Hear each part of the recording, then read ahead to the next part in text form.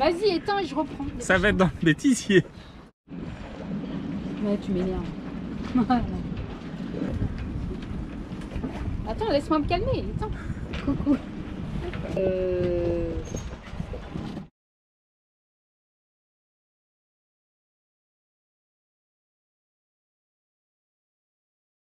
Coucou les copains, et ben aujourd'hui petite vidéo, enfin c'est pas le capitaine qui va parler, c'est plutôt moi en fait, et lui aussi par moment, parce qu'il peut pas s'en empêcher, mais petite vidéo en fait pour vous expliquer en fait comment on est venu en fait à la voile déjà, au voilier etc. Et puis vous expliquant ainsi mes peurs, mes angoisses, comme vous avez pu voir sur les vidéos, je suis pas super à l'aise sur un voilier, surtout quand il y a beaucoup de vent, quand il y a de la houle, enfin encore quand de la houle non, mais beaucoup de vent. Voilà, donc on voulait vous expliquer tout ça. Donc en fait au tout départ, on vivait, comme vous le savez, on vivait sur Annecy. Et donc sur Annecy il y a un lac, il y a des voiliers bien sûr, et un copain nous avait fait la surprise de nous emmener faire un petit tour sur le lac en voilier. Et c'était un connard en fait, donc il a voulu nous impressionner et il y avait beaucoup de vent et du coup ça nous a... nous on connaissait pas, enfin moi je ne connaissais pas du tout le voilier, Pascal non plus d'ailleurs, mais bon lui il savait que ça agitait etc, moi non. Et à un moment donné il y a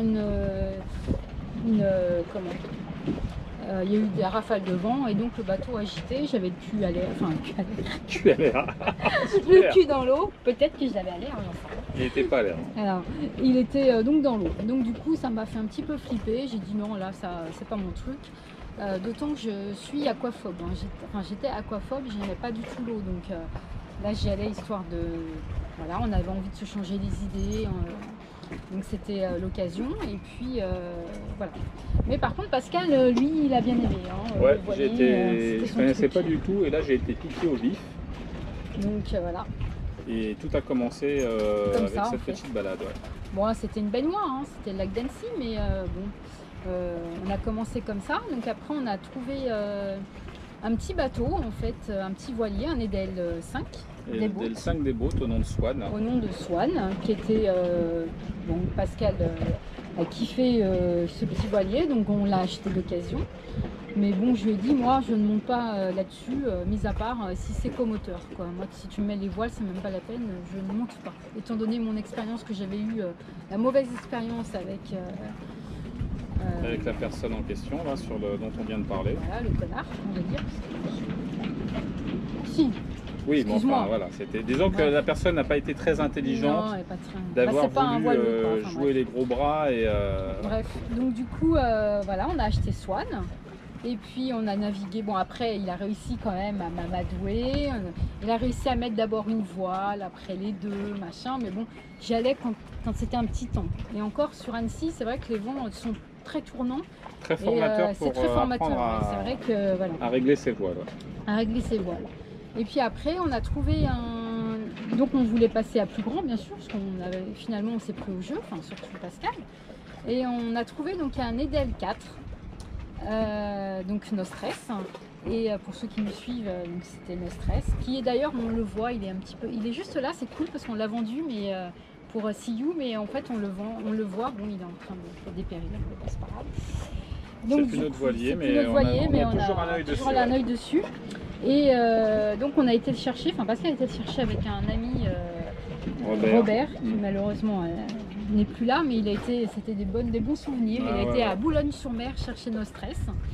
Quand on l'a récupéré, c'était un Nostress, il était dans son jus, quoi. À l'époque, voilà, un bateau de pêcheur. J'avais été le chercher à Boulogne, et Robert qui avait déjà un Edel 4.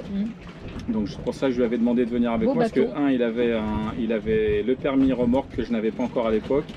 Il avait déjà un Edel 4 au nom de mon bateau, donc il connaissait déjà bien ce bateau-là. Et il m'avait dit à l'époque, écoute Pascal, cet Edel 4, c'est une bonne base. Et ça voulait tout dire. En fait, la coque n'était pas osmosée, mais il y avait beaucoup de travaux à faire dessus.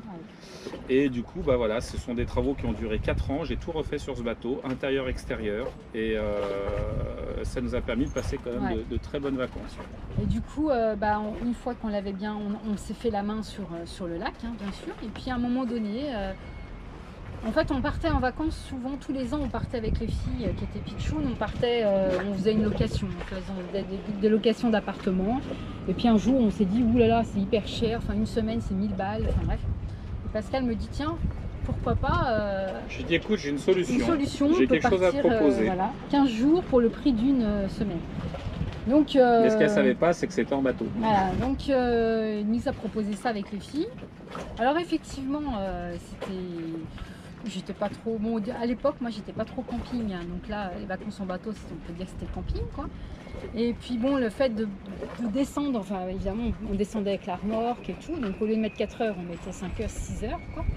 Et voilà, donc Pascal, je pense qu'il argumentera avec des photos de nous à l'époque, à la veille de partir, où on avait une mine. Je vais vous afficher là dans l'écran, quelque part en haut à droite ou à gauche. Et vous allez voir donc on est parti, des photos d'époque. Donc la première année, on est parti voilà, avec nos stress. On mettait à l'eau en fait à Bandol. Donc on mettait à l'eau, c'est-à-dire que Pascal au début il s'est dit pour faire des économies, on va mater tout seul et tout. C'était sympa, c'était de bons souvenirs. C'était épique. C'était épique. Et puis la première année qu'on est parti avec nos stress, on a retrouvé en fait un couple qui faisait partie de l'association Edel Voilier que j'avais créé à l'époque. Franck et Tonia. Et c'était cool en fait de se retrouver avec eux, parce que Tonia, que je ne connaissais pas, m'a vraiment fait du bien, parce que moi j'étais hyper stressée à l'idée de naviguer en mer, parce qu'évidemment entre le lac et la mer il y a quand même un grand pas. Et Tonia a été d'une grande aide, parce qu'elle me faisait rire, etc. Et ça a fait du bien. Donc c'était cool. Et voilà. Tu as commencé à apprécier les petites navigations côtières à ce moment-là. Ouais. Ce qu'elle a bien apprécié et découvert, c'était le rosé pamplemousse. Le rosé pamplemousse. Donc je vous mettrai la petite photo aussi où elle descend du voilier. Ça c'est pas bien, c'est interdit. Et en fait, voilà, on a commencé à faire des vacances comme ça. Bon, c'est vrai à la quinzaine, et on ne connaissait pas à l'époque les ambiers. Et c'est comme ça qu'on en est arrivé ici. Et donc la première année c'était un peu compliqué quand même, parce que évidemment je ne connaissais pas la mer, etc. Et puis on est parti donc un beau jour avec nos amis, Franck et Tonia. Ouais. Donc ils avaient le même bateau. Ouais, Edel 4 aussi. Edel 4 aussi. Et du coup, ce qui était rigolo, maintenant c'était rigolo, mais au moment venu, au départ, on avait prévu, comme Fabienne n'aimait pas les bateaux, c'était pas son truc, on avait prévu de faire uniquement Bandol et la baie de Bandol. Et puis en ayant rencontré donc ce couple de copains, ils nous disent tiens voilà, si vous connaissez pas, si vous êtes ok, alors c'était pas du tout prévu, on peut vous emmener et vous faire découvrir Sanary et les ambiers. Donc on est parti de Bandol. Sauf que quelques jours, ça faisait 3 jours qu'il y avait beaucoup de Mistral, donc on était resté au port à Bandol. Et donc quand on est parti, chose que je ne connaissais pas sur le lac d'Annecy, bien sûr, il y avait la houle. Une houle qui était assez conséquente. Conséquente. Donc nous, avec notre petit Nostress, qui était très sympa, hein, comme petit voilier, mais à 7 mètres, avec une bonne houle. Ça faisait un peu bouchon. Surtout une première fois que moi je prenais le voilier en mer, c'était un peu compliqué. Donc pour que ma chérie puisse être rassurée, on lui avait juste expliqué, on lui avait menti. Ouais, bien menti. Pas bien. On lui avait juste expliqué que Sanary se trouvait en fait à portée de vue, en face de la baie de Bandol. En fait, sauf qu'elle ne savait pas, c'est qu'il fallait, il fallait longer et passer un cap, et que Sanary se trouvait bien en face, mais de l'autre côté de la montagne.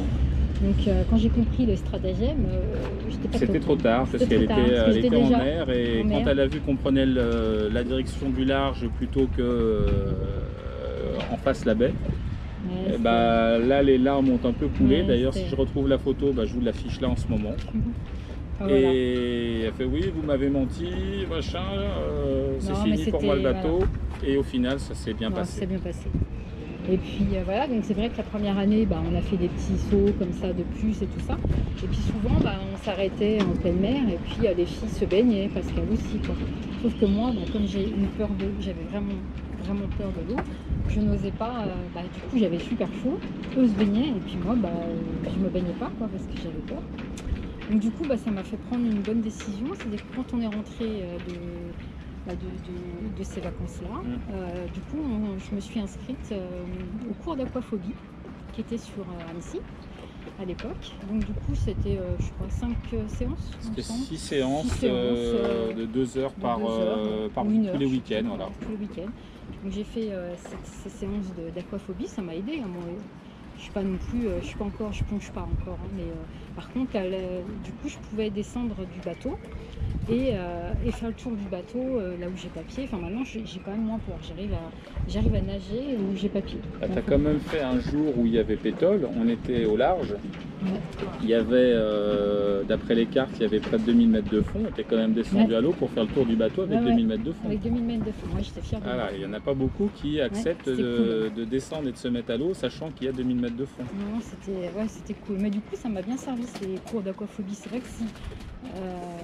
Donc c'est vrai qu'il n'y a pas que ça aussi. Il n'y a pas que la peur de l'eau, il y a aussi la peur de la gîte.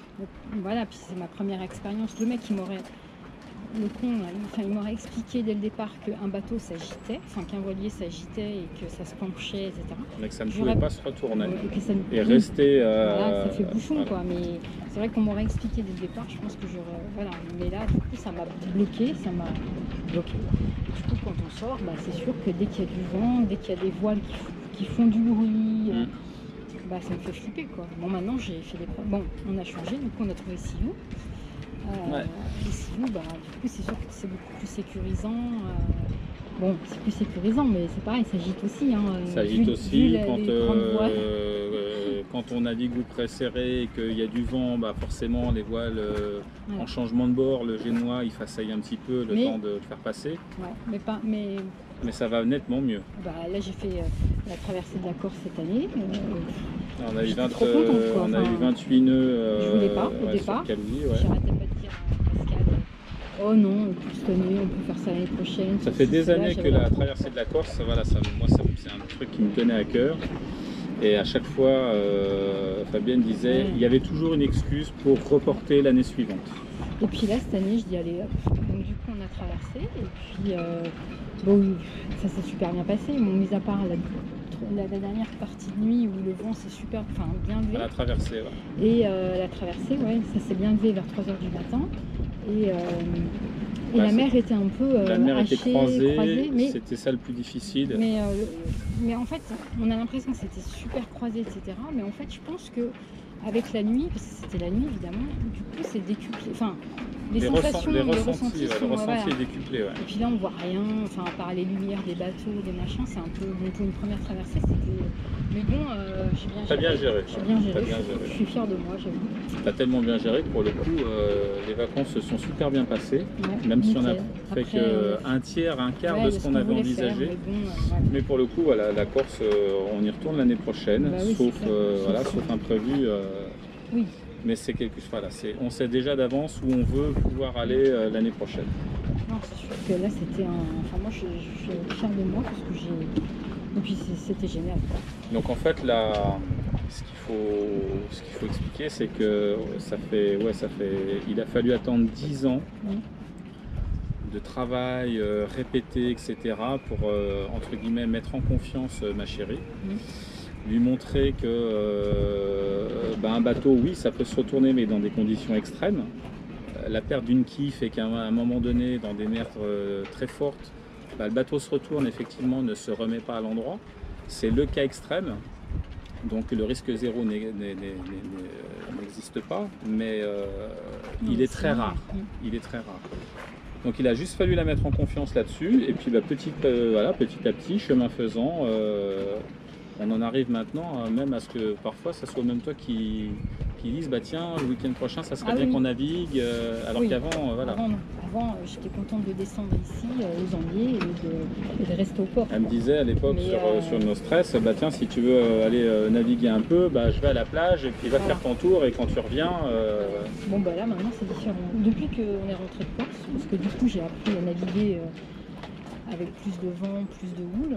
Quand on a fait Calvi Girouard, là, c'était assez conséquent. C'était musclé. Musclé, mais j'étais contente de moi. Donc, du coup maintenant, je lui dis tiens, quand est-ce qu'on va naviguer?